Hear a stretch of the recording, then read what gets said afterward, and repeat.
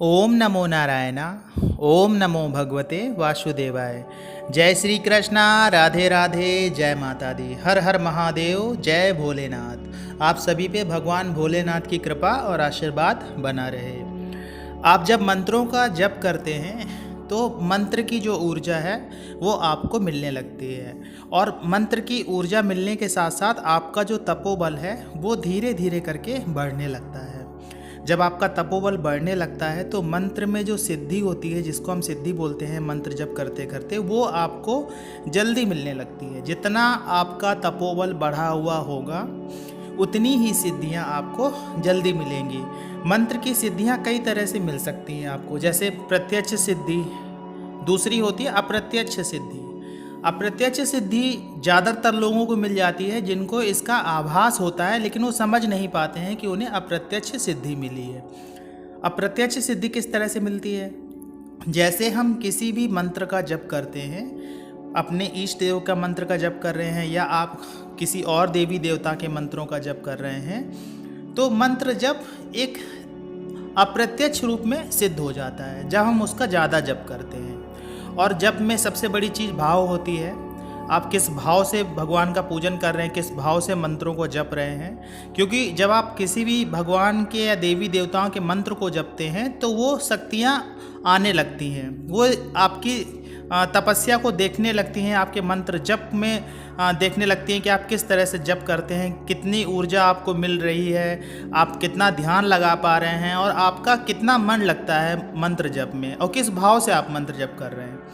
कहने का अर्थ यह है कि ऐसा तो नहीं है कि आप मंत्र जप खाली गिनती के लिए कर रहे हैं कि हाँ 2 माला होगी, 3 माला होगी, 4 माला होगी, बाकी मंत्र पे आपका ध्यान ही नहीं है, या मंत्र से संबंधित देवताओं के बारे में भी आप कुछ नहीं सोच रहे हैं, आपके दिमाग में कुछ और चल रहा है और आप मंत्रों को जपते जा रहे हैं। तो उन शक्तियों को तुरंत पता चल जाता है कि आप किस भाव से मंत्र को जप कर रहे हैं। जब आपका भाव बहुत अच्छा होता है तो माला गिनती कुछ काम नहीं आता है, सब कुछ अपने आप ही चीज़ें बदलती जाती हैं, और मंत्र की सिद्धि अप्रत्यक्ष रूप से आपको कब मिल जाती है आप नहीं समझ पाते हैं। जब अप्रत्यक्ष रूप से आपको सिद्धि मिल जाएगी तो आपके जीवन में जो कार्य हैं वो बनना शुरू हो जाते हैं। आपके जो जीवन में कुछ चीज़ें ऐसी घटित होना शुरू हो जाती हैं जो आपको इस बात का एहसास दिलाएंगी कि हाँ ये चीज़ें आपके साथ में बहुत आसानी से हो गई। तब आपको इस बात का अनुभव होगा कि आपको एक अप्रत्यक्ष सिद्धि जैसी मिल गई है। जैसे आपके कुछ काम फंसे होंगे तो वो बनना शुरू हो जाएंगे, कुछ चीज़ें ऐसी होंगी लाइफ में आपके जो बहुत ज़्यादा आपको परेशान कर रही होंगी तो आपके जीवन में उन चीज़ों से आप बचने लगेंगे। बहुत ज़्यादा आपका अगर कर्जा वगैरह हो गया होगा तो कर्जे से निकलने के लिए आपको रास्ता दिख जाएगा। तो ये सारी निशानियाँ होती हैं अप्रत्यक्ष सिद्धि के मिलने की। क्या होता है, जब आप मंत्रों को जपते रहते हैं तो आपका तपोबल बढ़ जाता है, और वो शक्तियाँ इसी तपोबल का प्रयोग करके आपकी मदद करती हैं। वो अपनी ताकत या अपने क्या बोलते हैं ऊर्जा से आपको नहीं ठीक करती है या आपके काम नहीं बनाती, वो आपके तपोबल का प्रयोग करती हैं। वो आपके तपोबल का प्रयोग करते हैं, जितना आपका तपोबल बढ़ा रहेगा उतने आपके जो काम हैं वो आराम से या आसानी से होते जाएंगे। अब बात आती है कि अगर आप भगवान भोलेनाथ के भक्त हैं और भोलेनाथ के मंत्रों का जप करते हैं तो कई शंकाएं दिमाग में बनी रहती हैं, जैसे हमें नमः शिवाय का जप करना चाहिए या ओम नमः शिवाय का जप करना चाहिए। तो इसमें सीधी सी बात है कि अगर आप सांसारिक लालसा बस कोई मंत्र का जप कर रहे हैं भगवान भोलेनाथ का, तो आपको नमः शिवाय का जप करना चाहिए। सांसारिक लालसा का अर्थ क्या है? सांसारिक लालसा का अर्थ ये है, जैसे मान लो आप एक महिला हैं या आप लड़की हैं या लड़का हैं और आप अपने एक लिए कोई अच्छा सा जीवन साथी ढूंढना चाहते हैं। आप चाहते हैं कि आपको बहुत अच्छा कोऑपरेटिव, बहुत सही जीवन साथी मिल जाए आपकी तरह ही, तो आपने भगवान के मंत्रों का जप करना शुरू कर दिया, तो आपको नमः शिवाय का जप करना चाहिए। नमः शिवाय का जप करना चाहिए। अगर आप भोलेनाथ का व्रत रख सकते हैं तो व्रत रखना चाहिए। और व्रत रखने का अर्थ यह हो जाता है कि आप भोलेनाथ में खो जाते हैं, आप भोलेनाथ की इतनी ज़्यादा तपस्या करने लगते हैं, तपस्या जैसा हो जाता है, आप उनमें खो जाएंगे, आप उनको ही ध्यान करेंगे, तो वो जो भगवान की शक्ति होती है वो आपसे प्रसन्न होने लगती है। इसलिए व्रत का नियम होता है।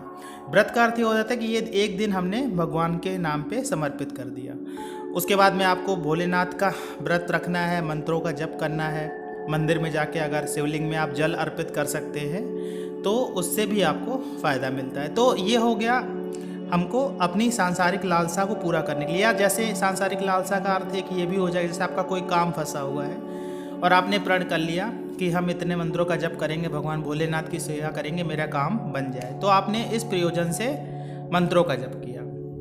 अब मंत्रों का जप किया तो आपको कौन से मंत्र का जप करना है? नमः शिवाय, जिसमें सांसारिक लालसा जुड़ी रहती है, उसमें हमें नमः शिवाय का जप करना है। अब बात करते हैं ओम नमः शिवाय की। वो जप हम क्यों करते हैं, वो कब करना चाहिए? एक तो नमः शिवाय का जप हो गया सांसारिक लालसा से। ओम नमः शिवाय मतलब ओम प्रणव जोड़ दिया हमने नमः शिवाय में। नमः शिवाय क्या हो गया? पंचाक्षरी मंत्र हो गया। और ओम नमः शिवाय छठाक्षरी मंत्र हो गया। तो ओम जब लग जाता है किसी मंत्र में तो ब्रह्मांड में एक पटल खुल जाता है, एक द्वार बन जाता है, एक द्वार खुल जाता है।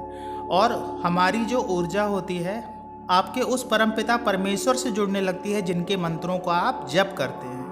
कहीं ना कहीं हमारी जो ऊर्जा है उनके पास तक पहुंचने लगती है आप जब ओम का उच्चारण करते हैं। तो ओम नमः शिवाय का जप अगर आप करते हैं तो आप एक तरह से मोक्ष पाना चाहते हैं। मोक्ष की तरफ अगर आप रास्ता बना रहे हैं, आप अगर मोक्ष के रास्ते पर चलना चाहते हैं तो आपको ओम नमः शिवाय का जप करना चाहिए। आप शिवलोक में अपनी जगह चाहते हैं जब आपका जीवन समाप्त हो जाएगा तो आपको ओम नमः शिवाय का जप करना चाहिए। और ओम नमः शिवाय आपको भगवान भोलेनाथ से मिलाएगा अवश्य, अगर आप उनके लगातार मंत्रों का जप करते हैं। तो दो चीज़ें हो गई, एक तो सांसारिक लालसा हो गई और एक हो गया मोक्ष का रास्ता। तो आप अगर मोक्ष के रास्ते पर चलना चाहते हैं, भगवान के मंत्रों का जप करते करते, भगवान की पूजा अर्चना करते करते मोक्ष पाना चाहते हैं तो आपको ओम नमः शिवाय का जप करना चाहिए। अगर आप सांसारिक लालसा से कुछ पाना चाहते हैं, सांसारिक लालसा से आप जीवन में कुछ इस मंत्र के जरिए अपने जीवन में कुछ पाना चाहते हैं तो आपको नमः शिवाय का